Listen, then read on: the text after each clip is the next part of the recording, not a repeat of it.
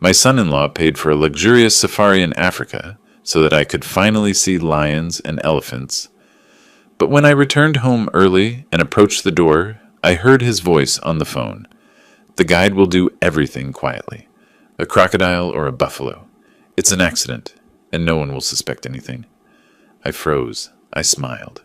And I thought, okay, boy, let's see which one of us has an accident. You won't believe what I did. Before we continue, please subscribe to the channel and write in the comments what time it is where you are now. The Phoenix heat followed me through the front door like something alive, clinging to my shirt despite the air conditioning humming somewhere in the walls. I loosened my tie. 10 hours at the dealership always left a ring around my neck, and stopped in the foyer. Voices, low, careful voices coming from the living room. 2 weeks of silence, and now they were talking. I'd refused the money. $35,000 for another one of Melvin's investment schemes, the kind that always sounded brilliant until the money disappeared. I'd called it wasteful. Frances had looked at me like I'd struck her, then turned away, and neither of them had spoken to me since. I walked toward the living room, each step deliberate. They sat on the leather couch, Frances and Melvin side by side, an envelope resting on the cushion between them. The air felt heavy, thick with something unspoken. Frances glanced up first, her expression carefully neutral. Melvin stood, and I noticed his smile didn't quite work. Too wide, too sudden. What's this? I stayed near the doorway, one hand still on the frame. Ben, Melvin gestured at the envelope. Frances and I have been talking. About the argument. About everything. We want to make things right. Open it. I didn't move. 2 weeks of cold shoulders, and now an envelope. The pattern was familiar. Charm following anger. Gifts following demands. But something in Frances's face made me step forward. She looked softer somehow, almost like the daughter I remembered. I took the envelope. Inside were boarding passes, thick cardstock with airline logos, business class.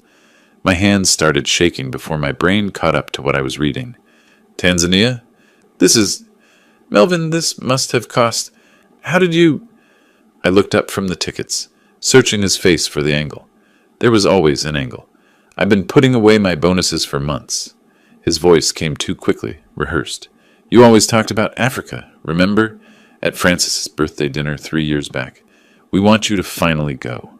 You've earned it. I stared at the tickets. $12,000 minimum for a package like this. Melvin, who hadn't hit a sales target in 6 months. Melvin, who complained about gas money. Frances moved then, crossing the space between us faster than I expected. Her arms wrapped around me before I could process, and her voice came soft, near my ear, hitting something deep and old inside my chest. Dad, you work so hard. You give us so much. Let us give something back to you for once. Please, we want you to have this. She squeezed my hand the way she used to as a child, that specific pressure I'd forgotten about. I felt my resistance crumbling like sand. Maybe I had been too harsh. Maybe Melvin was finally growing up. Maybe they actually... I don't know what to say. My voice cracked, and I hated that it did. This is incredibly generous. Maybe I was too hard on you, Melvin. Thank you. Both of you. I pulled them both into a hug, closing my eyes against the sting behind them. When I opened them again, I caught something, just for a second, a flicker in Melvin's smile. But Frances was warm against my shoulder, and I pushed the thought away. When do I leave? 3 days, Melvin said. Gives you time to pack. Get your affairs in order. 2 weeks in Tanzania. Safari, lodges, the whole experience. 3 days. I looked down at the tickets again, at the word Kilimanjaro, printed in bold letters. My dream. The one I'd mentioned once, maybe twice, in passing years ago. They'd remembered. How did you pay for this? The question came out before I could stop it. Ben, come on. Melvin's laugh sounded genuine. Don't overthink it. Just enjoy it. You deserve a break. The dealership will survive without you for 2 weeks. Frances pulled back, her eyes meeting mine. Promise us you'll actually relax. No checking emails, no worrying about us. Just be happy, Dad. Be happy. When was the last time someone had told me that? I promise, I said, and meant it. They stayed another hour, talking about the itinerary, the safari lodges, the wildlife I'd see. Frances made coffee the way I liked it. Too much sugar, not enough cream. Melvin told a story about a customer at the dealership that actually made me laugh. For those 60 minutes, we were a family again. After they left, I sat in my study with the tickets under the lamplight. The paper felt expensive, official, real. Africa. After 30 years of talking about it, dreaming about it, postponing it. I picked up the framed photo on my desk. Frances at 7, missing her front teeth, laughing at something I'd said, her whole face bright with joy. Where had that little girl gone? When had she learned to look at me with calculation instead of love? But the tickets were in my hand, heavy, real. Maybe the little girl was still there, buried under years of Melvin's influence, and maybe this gift meant she was coming back. I wanted to believe that. I needed to believe it. Tomorrow I'd start packing. Tomorrow I'd let myself feel excited instead of suspicious. Tomorrow I'd trust my daughter again. I turned off the lamp and carried the tickets upstairs, placing them on my nightstand where I could see them first thing in the morning. In the darkness of my bedroom, I touched them twice more before sleep came, just to confirm they were real. They were real. Sunlight cut through the blinds before 6, harsh and white, the way Phoenix mornings always were. I woke with the tickets already in my hand. I'd reached for them sometime in the night, half dreaming. They were still real. Tanzania was still real. I stood before my closet, pulling out khaki shirts and lightweight pants, when the memories started. The suitcase itself triggered the first one. I'd bought it 8 years ago for Frances's college graduation trip, a tour through Europe she'd been planning since sophomore year. Then Melvin appeared, and suddenly the trip was for 2. Dad, you understand, right? This is important for us. I'd understood. I'd paid for it too, just like I'd paid for everything else. 8 years. I folded a shirt and counted backward. Frances was 27 when she brought Melvin home, her eyes bright with new love, her voice asking if they could stay just temporarily until we get on our feet. I'd said yes because that's what fathers do. Temporary became permanent. The guest room became their room. My house became our house. I created a position for him at the dealership, $65,000 a year despite zero experience in sales. Watched him miss target after target while other salespeople worked weekends. The Lexus I gave them for their anniversary cost $45,000 I couldn't really spare. Their wedding, $28,000 for one day. Flowers wilting in the heat. A dress Frances wore once. A cake we ate in 15 minutes. How much had I spent? Not in dollars, though those numbers were staggering enough. How much had I spent in dignity, watching my daughter's thank you transform into, it's the least you can do? How much in hope each time I convinced myself the next request would be the last? I found one of Frances's childhood photos somehow wedged in my sock drawer. 10 years old, braces catching the light, genuine smile. I couldn't remember when I'd put it there or why. She wore her soccer uniform. I'd coached that team, spent every Saturday morning on fields across Scottsdale teaching her to pass, to shoot, to keep going even when she was tired. When had she changed? I traced the timeline while folding pants. Gradual, insidious. Small requests became demands. Could you help? Became, you need to handle this. Affection became transactional. Hugs when she needed something, silence when she didn't. I'd watched my daughter disappear for years, replaced piece by someone who looked like her but talked like Melvin. But maybe the tickets meant something. Maybe. I checked the clock. 2 hours until I needed to leave for the airport. I zipped the suitcase and carried it downstairs. The drive to Sky Harbor took 40 minutes through heat that shimmered off the asphalt. My car's thermometer read 109 degrees at 10 in the morning.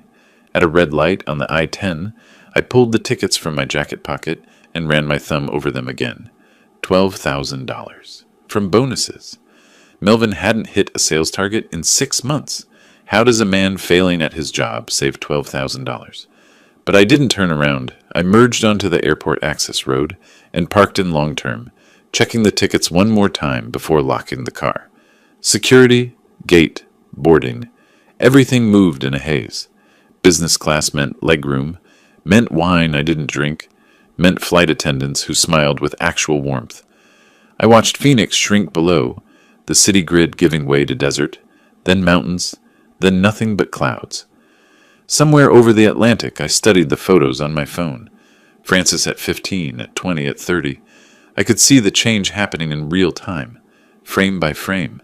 The way her smile got smaller, the way her eyes got harder, the way Melvin appeared in more and more pictures until he was in all of them, his arm around her shoulders, his influence seeping into every expression on her face.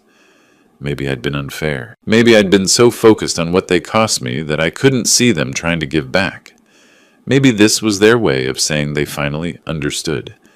Maybe. The layover in Addis Ababa lasted 4 hours. I walked the terminal in circles, too nervous to sit, too tired to think clearly. Then another flight, shorter, the cabin filled with tourists speaking German and French, and languages I couldn't identify. Tanzania appeared through the window like a painting.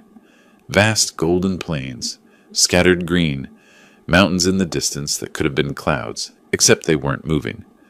Mount Kilimanjaro rose in the far north, snow-capped despite the equatorial heat, impossibly beautiful. Kilimanjaro Airport was small, efficient, cooler than Phoenix but still warm.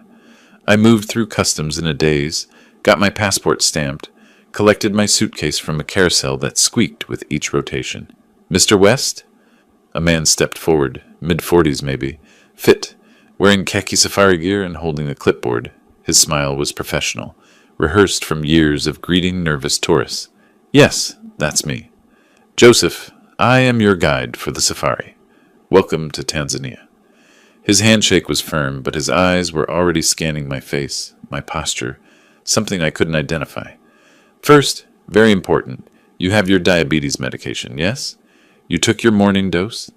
The altitude and heat can affect blood sugar levels. We must be very careful with your health during the safari. Very careful." I blinked. "I have everything I need. I've been managing this condition for 15 years, but thank you for the concern." Of course, of course." He checked something on his clipboard, glanced at his watch. "But I must ask, any dizziness, fatigue, unusual symptoms? The journey was very long. You must tell me immediately if you feel unwell. It is my responsibility to keep you safe." The way he said responsibility felt odd, like he was reminding himself more than informing me. But I was jet-lagged, overwhelmed by new smells and sounds, too focused on the fact that I was actually here, in Africa, after all these years. "I feel fine," I said, "just tired from the flight." "Good, good. The vehicle is outside. We drive 3 hours to the first lodge. You rest, drink water, take your medications on schedule. Very important for a man of your health condition." He reached for my suitcase and I let him take it. Through the airport doors, the African air hit me, dry, dusty, carrying the scent of distant rain and something else I couldn't name. Adventure, maybe, or possibility. Joseph walked quickly toward a Land Cruiser parked in the safari company area, checking his watch again when he thought I wasn't looking. I climbed into the passenger seat, still dizzy from travel, still carrying the hope that maybe, just maybe, my daughter had finally come back to me. The canvas walls of my tent glowed amber with dawn. I woke to sounds I'd never heard before, bird calls that weren't cardinals or sparrows, distant grunts that might have been wildebeest or something larger, wind moving through grass that went on forever. My glucose meter sat on the small camp table beside the cot. 118 mDL. Normal. I took my morning pills, dressed in the khaki shirt I'd packed specifically for this, and stepped outside. Joseph stood beside the Land Cruiser, binoculars already around his neck. "Good morning, Mr. West. Ready for your first real safari?" The next 4 days were wonder compressed into hours. Dawn drives where golden light spilled across plains that seemed to curve with the earth itself. Zebra herds moving like living rivers, their stripes blurring into motion and pattern. Elephants silhouetted against Kilimanjaro's impossible snow-capped peak.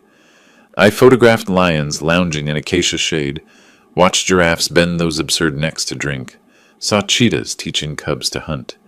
Joseph knew everything. He could identify birds by their calls, explain why elephants bathed in specific mud holes, predict where leopards would rest during afternoon heat. We fell into an easy rhythm, early starts, long drives, his stories about the ecosystem filling the spaces between animal sightings. At night, I sat outside my tent, under stars so thick they looked painted, thinking maybe I'd been wrong about Melvin. Maybe the gift was real. Maybe my daughter hadn't disappeared after all. The shift came on the 5th morning. "Mr. West, we should walk closer to the watering hole." Joseph pointed toward a muddy bank where water turned opaque 50 feet from shore. "Perfect angle for crocodile photographs. They're very active in the morning. You'll get spectacular shots." I studied the murky water, the way the surface broke in places that might have been logs or might have been something else. My safari guidebook had been explicit about crocodile safety. Maintain distance. Never approach water's edge in active zones. The zoom lens works fine from here, Joseph. But the detail, the authenticity, you need proximity for that. Trust me, I've done this hundreds of times. Very safe on this bank. His insistence carried an edge I hadn't heard before. "I'm good where I am." Something flickered across his face, gone before I could name it. That afternoon he suggested approaching a buffalo herd for authentic close-up photographs. Buffalo, the animals my guidebook called one of Africa's most dangerous, unpredictable, even without provocation, responsible for more tourist deaths than lions. "Joseph, I think we maintain distance from buffalo. The guide said they're aggressive. Only if provoked. We'll be careful." But his tone wasn't careful. It was pushy. "No, we stay in the vehicle." His smile tightened.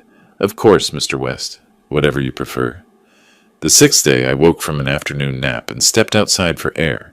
Voices carried across the small camp, Joseph's voice speaking English, rapidly into his phone, pacing near the perimeter fence. "He's too careful. It's not working naturally. I can't just push him into the water. There are other tourists." "No, he won't take risks." I froze behind my tent wall. Joseph's back was to me, his body language tense, frustrated. He was reporting to someone. About me. About risks I wouldn't take. About things not working naturally. I retreated silently, my heart hammering against my ribs. Inside the tent, I sat on the cot and tried to make sense of what I'd heard. Joseph wasn't just a guide. He was... What? What wasn't working naturally? Why did he care whether I took risks? The pieces wouldn't fit together, but they rattled around in my mind, keeping me awake that night, making every distant animal sound feel threatening. On the 8th morning, I woke feeling wrong, sweating, shaking, vision blurred at the edges. I fumbled for the glucose meter, 310 nosdl, too high, dangerously high. I'd forgotten last night's medication, distracted by that phone call replaying in my head. When I told Joseph I needed to leave, cut the trip short, get home, manage this properly, his face drained of color. "Mr. West, that's not necessary." He spoke too fast, hands gesturing. "We have excellent medical care at the main camp. Dr. Kamau, very experienced with diabetes. You don't need to leave. You paid for 2 weeks. You should stay. Let us take care of you here. I'm booking a flight home. Tomorrow, if possible. Please reconsider. This is manageable. We can. Joseph." I kept my voice level. "I'm going home." His professional mask cracked. For just a moment, I saw something that looked like panic. I spent my last day arranging the early departure, changing the Ethiopian Airlines ticket, packing while Joseph hovered, making increasingly desperate suggestions. Drive to the medical camp first. Wait another day to see if the levels stabilize. Extend just 3 more days. Something was wrong. Very wrong. I didn't understand what, but every instinct I'd developed in 40 years of business negotiations was screaming at me to get out. The plane lifted off from Kilimanjaro the next afternoon. Through the window, Tanzania shrank below, golden and beautiful and somehow sinister. I'd escaped something. I knew that much. But what? The question followed me across the Atlantic, through the layover in Addis Ababa, all the way home. The Phoenix night air hit me at 12:40 a.m., still 85 degrees even at this hour, dry heat radiating from concrete. I stood outside Sky Harbor's terminal, exhausted down to my bones. 30 hours of travel. Jet lag pulling at my thoughts like weights. But my glucose levels had finally stabilized, and I was home. I hadn't called Francis or Melvin, wanted to surprise them, show up early, maybe have breakfast together. Part of me hoped to catch genuine relief on their faces when I walked through the door. The taxi ride through empty Phoenix streets took 40 minutes. Dawn was just beginning when we pulled onto my quiet Scottsdale street, the sky shifting from black to deep purple, stars fading. 6:25 a.m., according to my watch. I paid the driver quietly, hefted my suitcase from the trunk. My house looked peaceful. Porch light still on. Francis's car in the driveway, everything normal. I used my key on the garage side door, not wanting to startle them awake with the front entrance. The house was dim, silent except for voices from the kitchen. I checked my watch again. 6:30 a.m. Who was awake this early? I left the suitcase by the garage entrance and moved toward the sound, walking carefully across tile floor in my travel-worn shoes. The kitchen door was slightly ajar, light spilling through the crack. I raised my hand to push it open.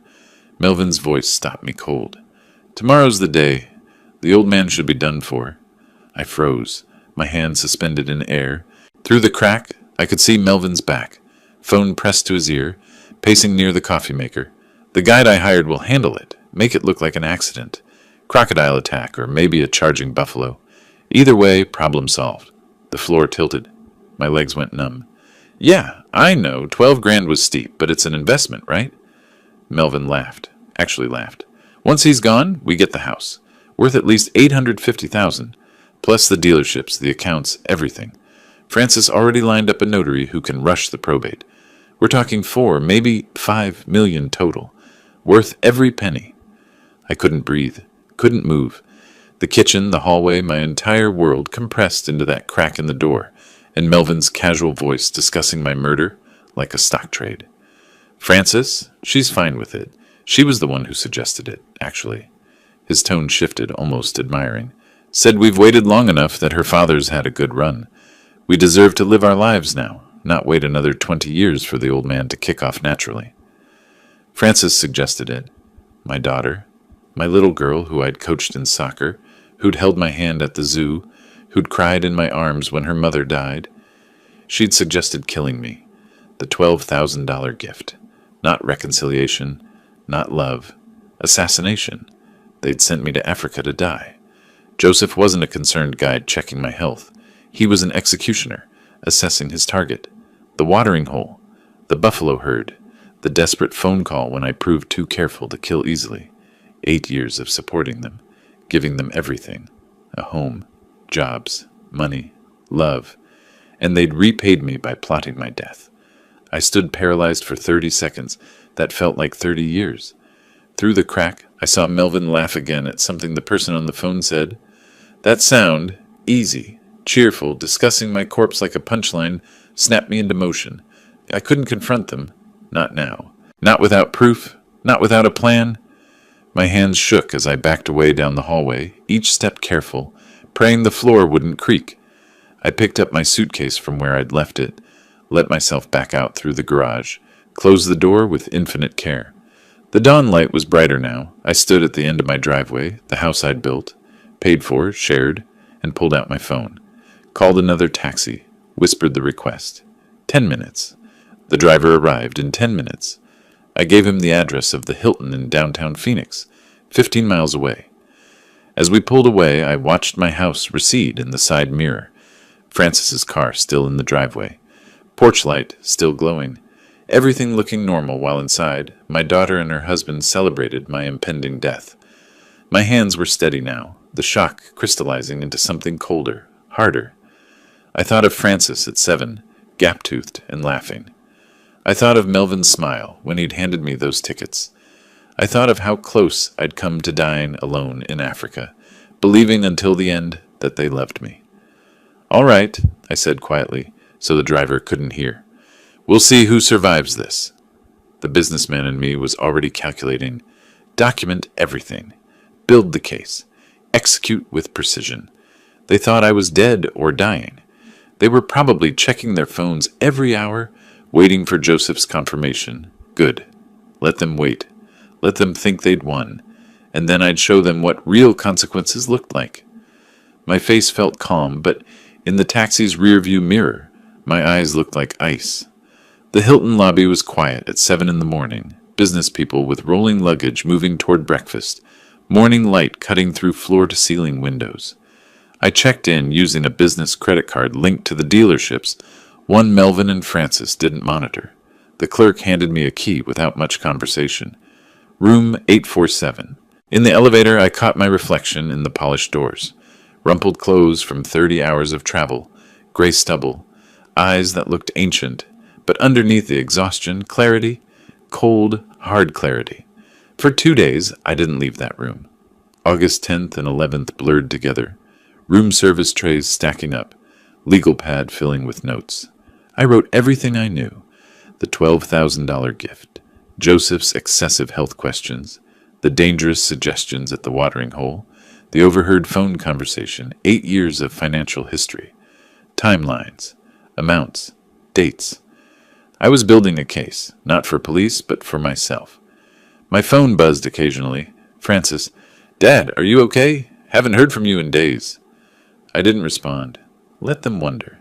Let them worry that something went wrong in Tanzania. The businessman in me took over. This was like planning a hostile takeover, except the target was my own family. By the morning of August 11th, I'd identified the problem. No concrete evidence. The overheard conversation wasn't recorded. Joseph was in Tanzania, probably paid and gone. If I went to police now, Melvin would claim it was a joke, hyperbolic venting. Francis would cry, play confused. They'd accuse me of paranoia, diabetes-related confusion, old age. A criminal trial takes years, costs hundreds of thousands, destroys everyone publicly, might fail. But there was another way. I didn't need criminal court. I needed civil control. My money, my property, my business, my terms. August 12th, I researched family law attorneys in Phoenix. Found Rick Holloway, 52, partner at a mid-sized firm specialized in estate planning and family disputes. Reviews praised his aggressive representation. Consultation fee, $450 per hour. Expensive, necessary. I booked an appointment for 2 that afternoon. His office occupied the 14th floor of a glass tower downtown. The waiting room had leather chairs and a view of the mountains. At exactly 2 o'clock, Holloway's assistant showed me into his office. More glass walls, more mountain views, a desk that probably cost more than most people's cars. Holloway stood, shook my hand. Gray hair, expensive suit, eyes that assessed quickly. "Mr. West, what can I do for you?" I told him everything. The tickets, the safari, Joseph's behavior, the overheard murder plot. He listened without interruption, pen moving across his legal pad, expression neutral, but the writing getting faster as the story unfolded. When I finished, he set down his pen and leaned back. "Mr. West, I believe you. But belief doesn't win cases. What you have is testimony about an overheard conversation, inadmissible in criminal court, easily denied. However," he paused, steepled his fingers, "you don't need criminal court. You need asset protection and estate control. That we can do immediately and legally." "Explain."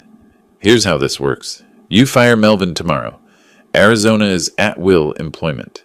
You don't need to give a reason. You reclaim any property titled in your name. You change your will to disinherit Francis completely. You watch them panic. When people are desperate, they make mistakes. Let them hang themselves." I nodded slowly. Yes, this was war, but fought with paperwork and lawyers, not violence. Cleaner, more permanent. "How quickly can we change the will?" Holloway checked his watch. "I can draft it this afternoon, have it witnessed and notarized by end of business today. The moment you sign, it's legally binding. Francis goes from inheriting $2 million to inheriting $1. Quite a change. $1. The minimum required to prevent a successful contest. Do it." He worked for 2 hours while I sat in his conference room drinking coffee that tasted like it cost $20 a cup. Through the glass wall, I watched him typing, making phone calls, printing documents. At 4:30, he returned with a stack of papers. "Your new will. Your current estate is worth approximately $4.5 million. 3 dealerships, the Scottsdale house, investment accounts, retirement funds. The old will split everything 50-50. Half to Francis, half to various charities. This new version gives Francis exactly $1, with the remainder divided among organizations focused on elder abuse prevention." Elder abuse prevention? Fitting. He called in 2 associates to witness. I signed 3 copies, each signature crossing out my daughter's future. The pen scratched across paper with finality. A notary stamped the documents with officialness that felt like closing a vault. "One more thing," Holloway said as I prepared to leave. "Don't tell them you know. Play dumb. Let them think they're safe. Watch what they do when they believe they've gotten away with it. You'll learn everything you need to know about who they really are." I shook his hand. "Thank you." "My pleasure. And Mr. West, they tried to kill you for money. $1 is generous." I took a taxi back to the Hilton.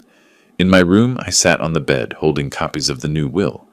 8 years I'd supported them. A home, jobs, money whenever they asked, and they'd repaid me by trying to make me crocodile food in Africa. Frances's face floated through my mind. 7 years old, missing her front teeth, laughing. That little girl was gone. Had been for years. Maybe she'd never really existed the way I remembered. I put the will in my suitcase and tried to sleep. Tomorrow, I'd face them. Tomorrow, the real game would begin. August 14th, 6 o'clock in the evening, I sat on my hotel bed, phone in hand, composing a text message to Frances. My thumb hovered over the screen. This was the opening move. Once I sent this, there was no going back. I typed carefully. "Dear Frances, arriving home tonight. Flight delayed a week due to technical problems in Africa. Will be home around 9 p.m. Love, Dad." Read it twice. Press send. The message delivered immediately. I watched the screen. 3 minutes passed. Then, "Dad, we were so worried. Can't wait to see you." The heart emoji felt obscene. I didn't respond. At 7:30, I checked out of the Hilton. Thanked the front desk clerk who'd been professionally distant for 4 days. The Uber driver who picked me up was maybe 25, playing music I didn't recognize, making small talk about the weather, the brutal Arizona summer that never seemed to end. He had no idea his passenger was a man returning from the dead to haunt his would-be murderers. I tipped him $40 when we reached Scottsdale. He seemed surprised, grateful, the last normal human interaction I'd have before stepping into my war zone of a home. At 9:15, deliberately 15 minutes late to increase their anxiety, the Uber pulled into my driveway. Every light in the house was on. They were waiting, watching through windows probably, wondering if I was real or some kind of mistake. I took my suitcase from the trunk and stood for a moment, looking at the place I'd built 30 years ago, paid for with sweat and 18-hour days at the dealerships, shared freely with a daughter I'd loved more than anything. 4 days ago, I'd walked away heartbroken, devastated. Now I was returning as something else, something colder, an architect of justice. I walked up the front steps, key already in hand, and opened the door. "I'm home!" Frances and Melvin appeared from the living room like they'd been launched. Their expressions hit in sequence, perfect theatrical progression. Shock first, faces draining of color so fast I could almost see blood retreating, mouths opening slightly in that cartoon surprise that would be funny if it weren't so damning.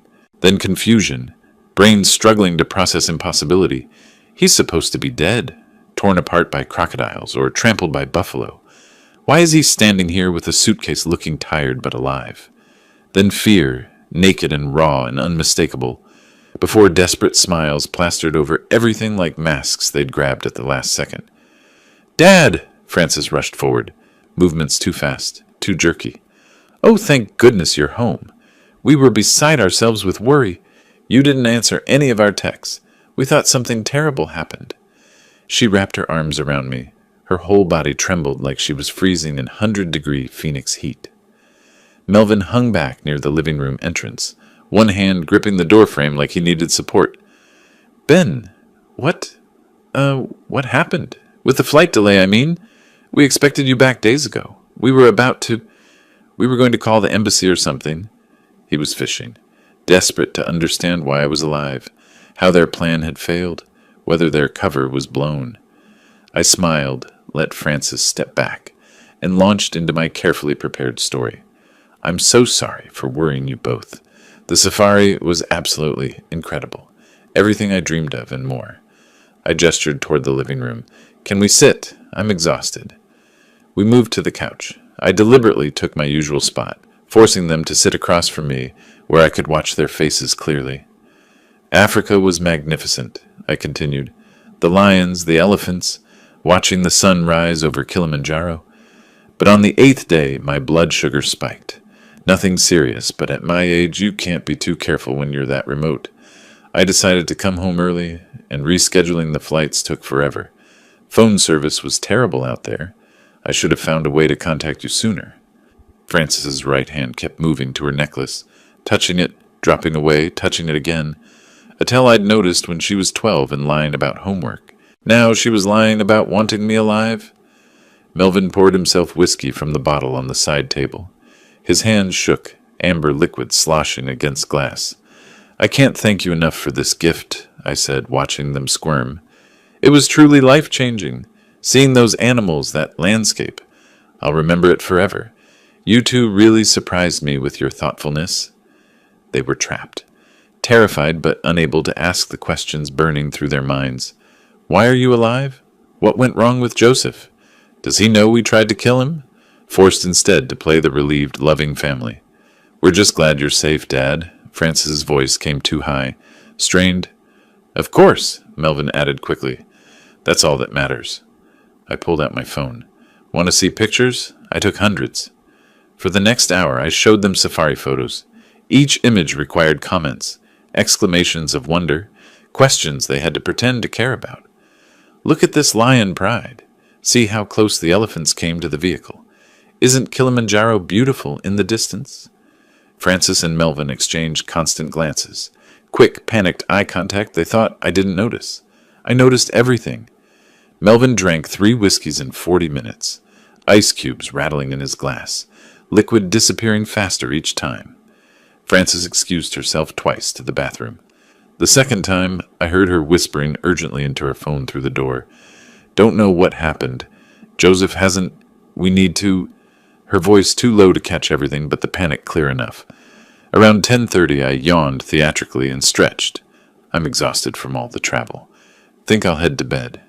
Of course, Dad. Rest well. Frances stood too quickly, relief flooding her face at the prospect of my departure. I picked up my suitcase and climbed the stairs, feeling their eyes boring into my back with every step. In my room, I locked the door and sat on the bed. Then I allowed myself a smile. They were panicking, drowning in terror and confusion. Good. Let them panic. Let them spend the night wondering what went wrong, whether I suspected, what to do next. Tomorrow, the real game would begin. August 16th, I woke at 5:30 to silence. The house still asleep, Frances and Melvin probably exhausted from their anxious vigil the night before. I showered, dressed in my charcoal gray suit, crisp white shirt, burgundy tie, armor for battle, each button fastened with purpose. I studied my reflection not from vanity but from readiness, checking that the man in the mirror looked capable of what came next. I skipped breakfast at home, drove to the flagship dealership in North Scottsdale. The building looked different today, not just my business, but my weapon. I arrived before staff, let myself in through the executive entrance. In my office with the door closed, I reviewed Melvin's sales records one final time. 6 consecutive months below target. Customer complaints documented. The numbers didn't lie. At 9 o'clock sharp, I sent the email. Come to my office, now.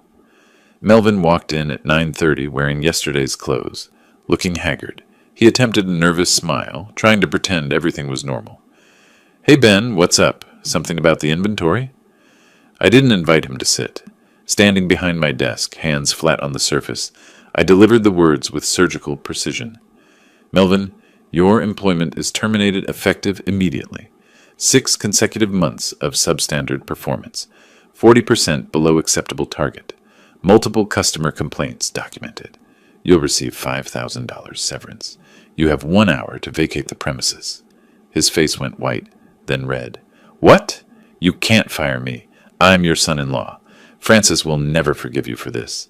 That familial connection is precisely why I tolerated your incompetence for so long. But this is a business, not a charity. Sign the severance agreement or leave with nothing. Your choice. He sputtered, tried to argue, to plead.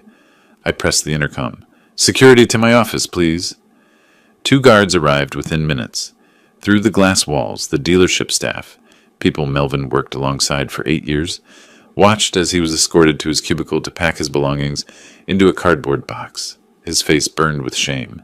Some colleagues looked away, embarrassed.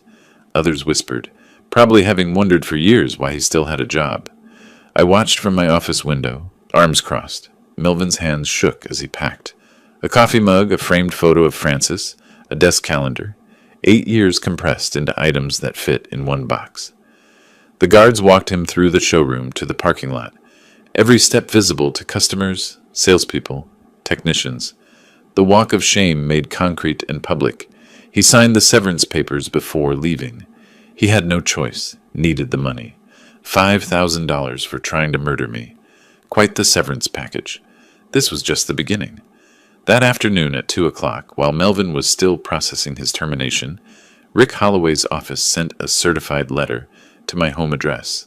Francis would sign for it. Francis would panic. The letter was formal, detailed, devastating. It informed them that the 2022 Lexus ES 350 they'd been driving remained titled in my name. As property owner, I was exercising my right to reclaim the vehicle. They had 48 hours to surrender keys and registration, or I'd report it as unauthorized use. Signed by Holloway with his bar number prominently displayed. Legal. Binding. Merciless. I arrived home at 7 to chaos. Frances was in the living room. Mascara streaked down her face. The letter crumpled in her fist. Melvin paced like a caged animal, still carrying his cardboard termination box, the pathetic remnants of 8 years visible through the open top. The moment I entered, Frances screamed, "What are you doing? You fired him. Now you're taking our car? How are we supposed to live?"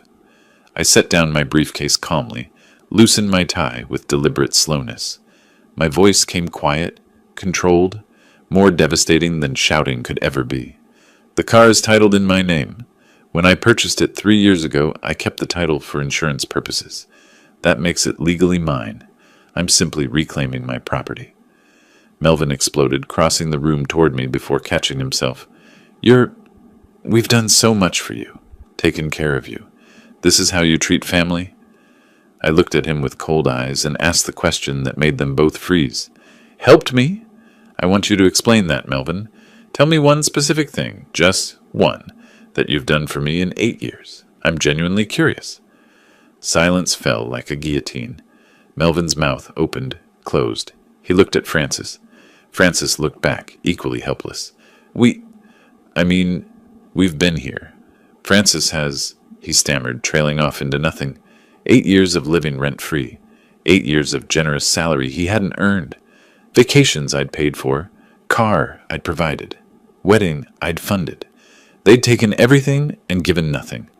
The silence stretched until it became unbearable for them. I nodded slowly.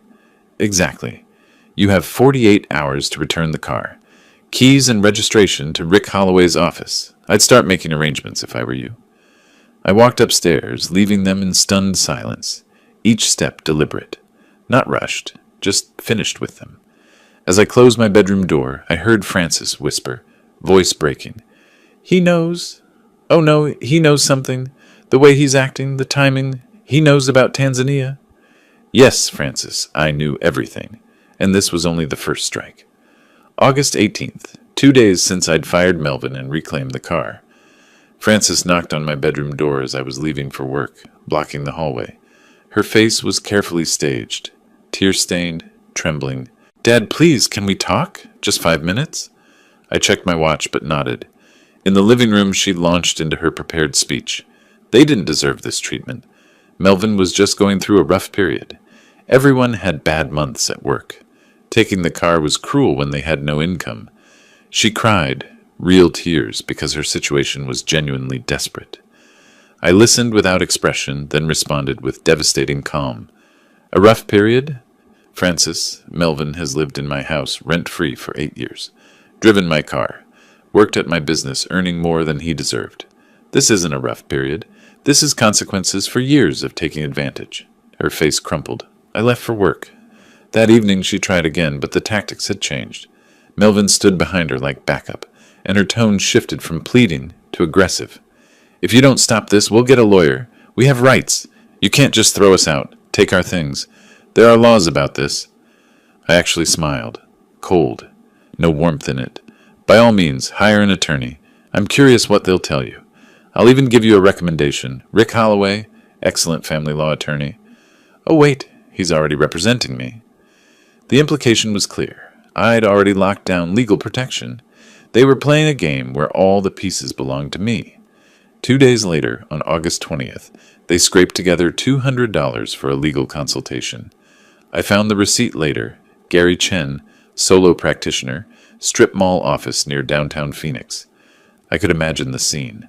Francis and Melvin sitting across from some overworked attorney in a cluttered office, fluorescent lights humming, explaining their situation, hoping for different news than what they were about to receive. They returned home that evening looking devastated.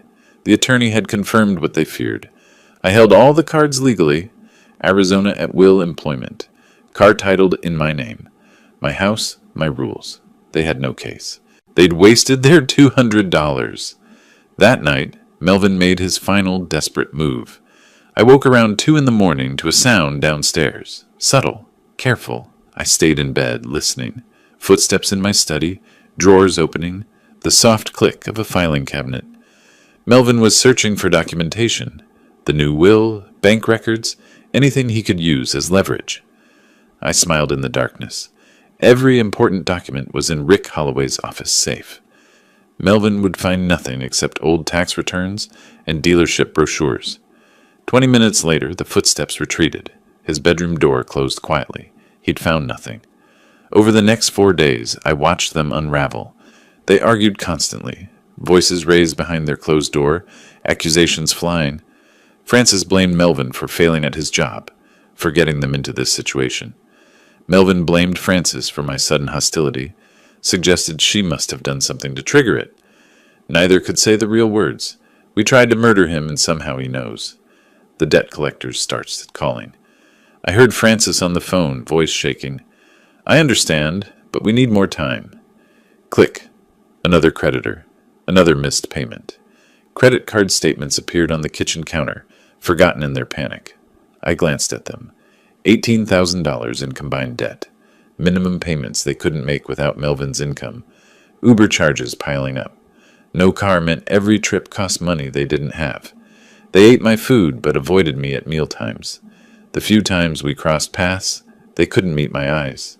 The atmosphere in the house was toxic, poisonous, waiting for the next blow to fall. I observed it all with quiet satisfaction. Watching them destroy each other was almost as satisfying as destroying them myself. One evening, their argument crescendoed loud enough that I heard through the walls. "This is your fault," Francis screamed. "If you'd just done your job properly, hit your targets, he wouldn't have had an excuse to fire you." "My fault?" Melvin's voice was defensive, angry. "What did you do to make him turn on us like this? He was fine until Tanzania. Something happened. Something you're not telling me. Did he figure out what we—" He stopped himself, but the implication hung in the air. Silence fell in their room. I stood in my study, listening to their fear, and allowed myself a moment of cold satisfaction. They were tearing each other apart. No loyalty, no unity when pressure hit, just blame and terror. This is who they really were, and I was just getting started. August 25th, Monday morning. Francis and Melvin were out job hunting via Uber, burning through money they didn't have on rides across Phoenix to interviews that led nowhere. I sat in my study making phone calls, pen poised over a guest list.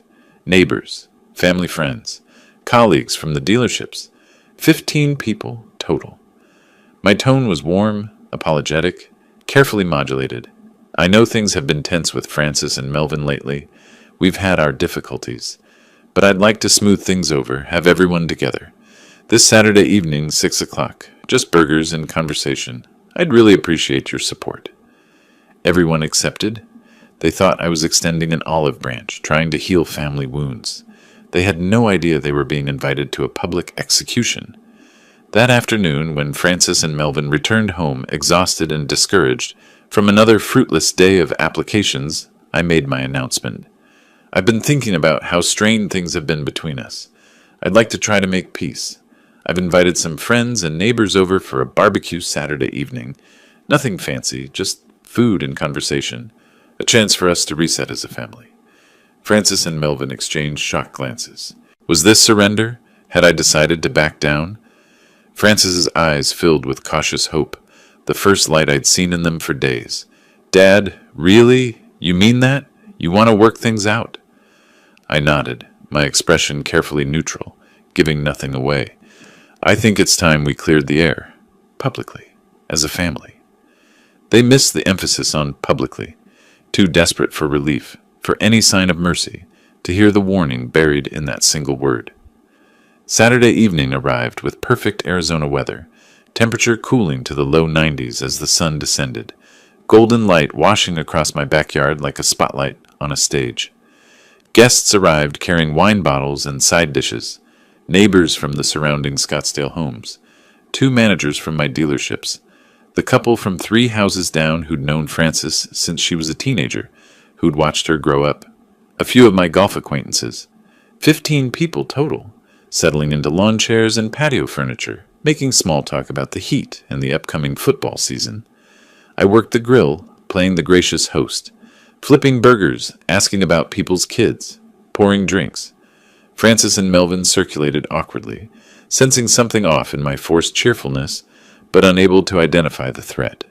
They smiled too much, laughed too loudly, trying to appear normal while fear flickered behind their eyes.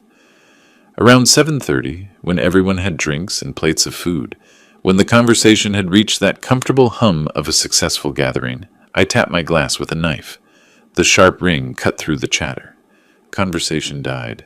All eyes turned to me. Friends, thank you for coming tonight.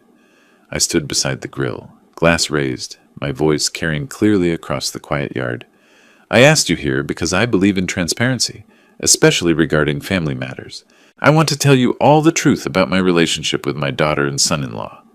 Frances's face drained of color, like water running from a sink.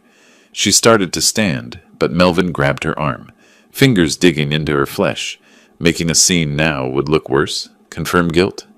I continued, my tone calm, factual, devastating in its measured delivery. For 8 years, Frances and Melvin have lived in my home rent-free. I've provided everything, housing, employment for Melvin at my dealership, a car, vacations, financial support. Over those 8 years, I've spent approximately $280,000 supporting their lifestyle. I did this because I loved my daughter and wanted to help her family build a foundation for their future. I paused, letting that number sink in. $280,000. Some guests shifted uncomfortably, a few exchanged glances. Recently, Melvin gave me what seemed like a wonderful gift, a 2-week safari to Tanzania. Cost about $12,000. I was deeply touched by this apparent generosity from a man who'd never shown such consideration before. It seemed like a turning point, a sign they'd finally grown up, wanted to give back for all I'd provided. I pulled papers from my pocket, phone records Rick Holloway had obtained legally through subpoena. But I learned something disturbing during that trip. These are Melvin's phone records from late July. The day before my departure, he made 3 calls to Tanzania, to a safari guide named Joseph. He also transferred $8,000 to an account in Joseph's name through an international wire service.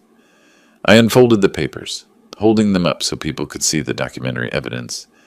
That gift wasn't generosity. It was a murder plot. Joseph was paid to arrange my death and make it look like an animal attack, a crocodile, a charging buffalo, something believable. Then Frances and Melvin could inherit my estate immediately, rather than wait for nature to take its course. The backyard erupted like I'd thrown a match into gasoline. Frances screamed, her voice high and panicked. "Stop it! Dad, you've lost your mind. This is insane. Everyone, he's not well. His diabetes, the stress of running the business, he's confused and paranoid." But guests were already standing, backing away from her and Melvin like they carried something contagious. The neighbor woman who'd taught Frances in Sunday school 20 years ago put her hand over her mouth, looking sick. "Frances, is any of this true? Your own father?" Melvin tried to argue, his voice too loud, too aggressive. "He can't prove anything. Phone calls don't mean murder. This is a vindictive old man lying because I couldn't hit sales targets. You all know how he is. Controlling, demanding." But my calm presentation, the documentary evidence in my hands, the obvious pain in my carefully controlled voice, it was compelling in a way their denials weren't. One of the dealership managers shook his head slowly, disgust written across his face. Ben, I don't know what to say. I'm so sorry you went through this. If you need anything, character statements, testimony for any legal proceedings, you let me know. Guests began leaving, some quickly, hurrying to their cars without looking back, eager to escape the toxicity. Others paused to squeeze my shoulder, express shock or sympathy, promised to call. Within 20 minutes, the yard was empty except for me, Frances sobbing on a patio chair with her face buried in her hands, and Melvin standing frozen near the now-cold grill. Exposed, ruined, their social death complete. Everyone in Scottsdale would know by morning. The story would spread like wildfire through their social circles, their professional networks, every connection they'd built over the years. The next morning, Rick Holloway delivered the official eviction notice to the front door. 30 days to vacate the premises. August 28th, 3 days after the catastrophic barbecue. Frances and Melvin had spent those days in their bedroom, phones turned off, hiding from the world they could no longer face. They'd found a studio apartment in a rundown complex near 27th Avenue and Indian School Road, far from Scottsdale's manicured comfort. $950 per month for 400 square feet, bars on the windows, sirens at night. The kind of place they'd never imagined living. It was all they could manage. The packing was brutal and revealing. Frances stood in her childhood bedroom, the room where she'd grown up, dreamed, become who she was, and realized she was leaving it forever. Every item she packed reminded her of what she'd thrown away. She found a photo album from her 16th birthday party. Me smiling, arm around her shoulders, so proud of my little girl. She sat on the floor crying, album open on her lap, seeing the evidence of love she'd repaid with betrayal. In the garage, Melvin threw tools and sporting equipment into boxes with angry violence. Golf clubs I'd bought him, camping gear I'd funded, each item a reminder of my generosity he'd never appreciated, never earned, never deserved. They weren't just moving out. They were confronting 8 years of unearned privilege, now ending. On the evening of August 29th, their second-to-last night in my house, Frances made a decision. She'd lost everything else. She had to try one final time to reach her father. Around 8 o'clock, she knocked on my study door. I was at my desk reviewing dealership reports, life moving forward without her, as it would continue to do. "Dad, can I talk to you, please?" Her voice cracked on the last word. I looked up, expression unreadable, but nodded. She entered and did something she hadn't done since childhood. She dropped to her knees beside my desk. Tears streamed down her face. Real tears, not the manipulation she'd perfected over the years. "Dad, I'm so sorry. I was blind and selfish and cruel. Melvin convinced me you owed us, that we deserved everything, but I know that's not an excuse. What we tried to do, I can't even say it out loud. It's unforgivable. But I loved you. I still love you. I lost my way. I'm so sorry." I looked at my daughter on her knees and felt something crack inside me.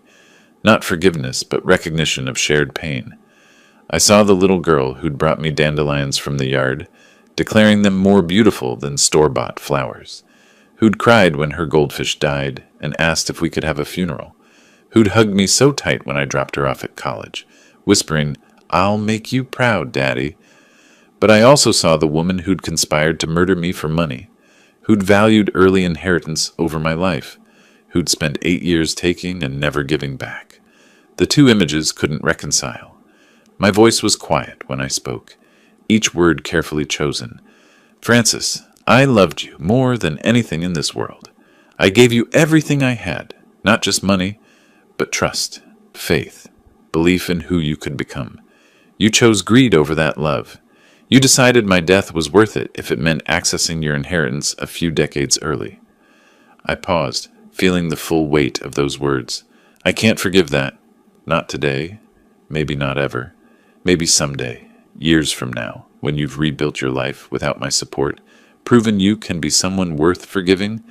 Maybe then, but not now. You need to leave my house.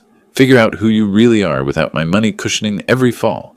Earn back your self-respect. Then we'll see. Frances nodded, understanding she'd get no more than this possibility of distant, uncertain redemption, more than she deserved, less than she wanted. She stood and walked out, closing the door softly behind her. The next morning, August 30th, they loaded the last boxes into their rental van.